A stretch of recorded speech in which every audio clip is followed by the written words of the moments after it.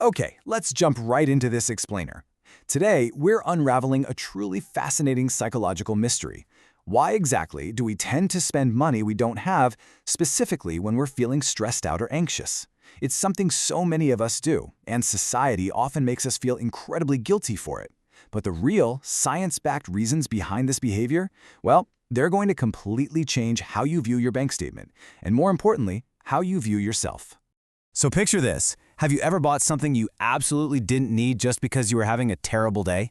Think about your own late-night online shopping sprees. We've all been there, right? It's 11 p.m., you've had a brutally rough day at work, and you just instinctively start adding random items to a digital cart.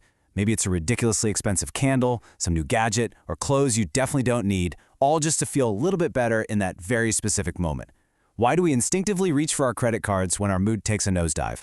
Now, researchers, including Dr. Jennifer Lerner, actually have a brilliant name for this whole shebang. It's called the misery is not miserly effect. It's a well-documented psychological phenomenon where feeling blue actually makes people willing to pay higher prices and just spend significantly more money overall. Logically, you'd think that when we feel bad or insecure, we'd hoard our resources, like hunker down and become super tight-fisted. But the economic and psychological data proves the exact opposite. We actually spend those resources, and we spend them a lot faster. But here's the ultimate plot twist, and it's a real game changer. It is not happiness driving your spending. It's stress. Society constantly tells us that emotional spending is just a lack of discipline, or that we're carelessly trying to buy happiness. But the research shows it's actually driven by deep stress and uncertainty. When life feels unpredictable, your wallet takes the direct hit.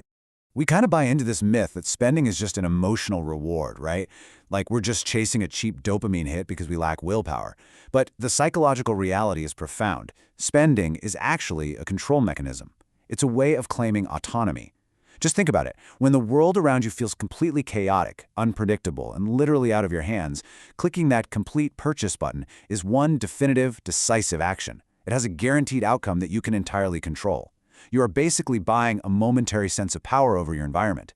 Because when that environmental chaos hits, our brains feel exactly like a scribbled, erratic mess. We face intense cognitive overload. Prolonged fear, anxiety, and environmental stressors just completely overload our mental bandwidth. We're taking in too much information, trying to navigate way too many uncertainties, and our cognitive processing simply gets jammed up.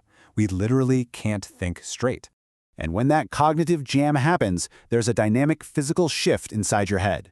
Prolonged stress activates the subcortical primal regions of the human brain. We physically move away from the deliberate, logical, forward-thinking center of our brains and default straight into intuitive, autonomic decision-making. Your brain is basically throwing its hands up and saying, look, logic takes way too much energy right now, let's just go with our gut so we can survive the day.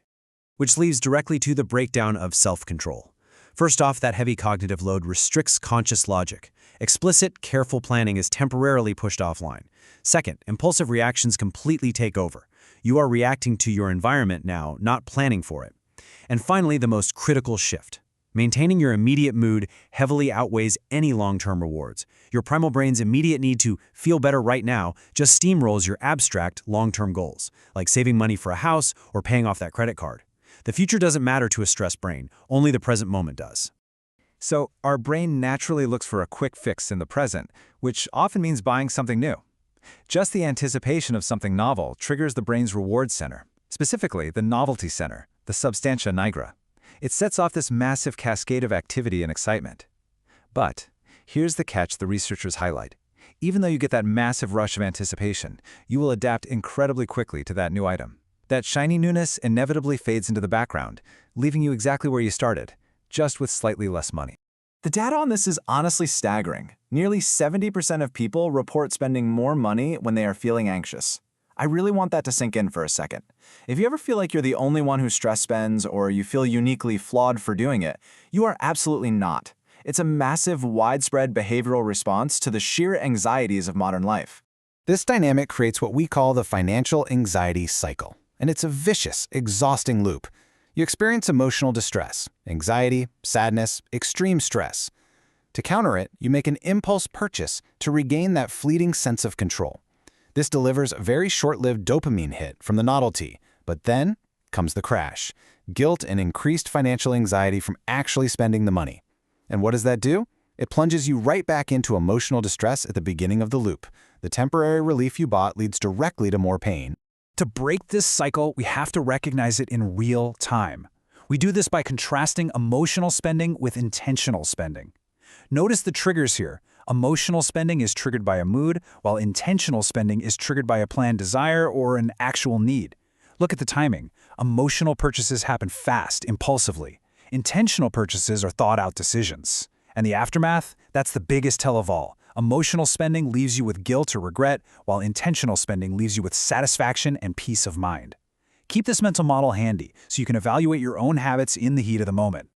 If you're recognizing your own behaviors right now, I want to emphasize this: completely free of any judgment, you are not alone. And more importantly, you are not irrational. Spending to self-soothe is not a personal failure, okay? It is not a lack of moral willpower. It's simply human neuroscience desperately trying to find a little stability and comfort in a highly stressful world.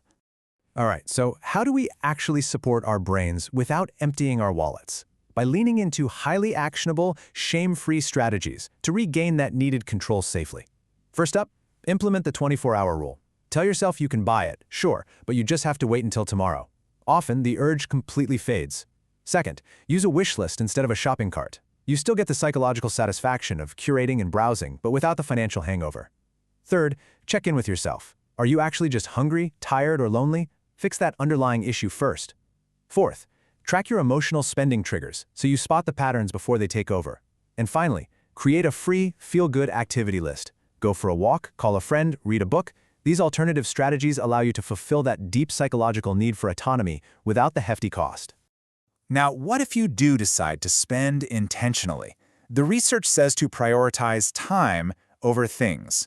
Buying a fifth pair of black heels might feel great for about 5 minutes, but let's be honest, it's just a material object you essentially already own. But buying a robot vacuum that reclaims your precious Saturday afternoons? That gift of time brings significantly higher levels of lasting happiness and life satisfaction. Compare that to buying repetitive material goods where the novelty just wears off instantly. If you have the means, buy time, for sure, not just things. Which brings us to a final, empowering question to wrap up this explainer. How can you assert control today without spending a single penny? We've learned that stress spending is ultimately just a hunt for autonomy. But true autonomy, that doesn't have to be purchased. You can take control of your environment, your schedule, or your mindset right now for completely free. So what does that look like for you today?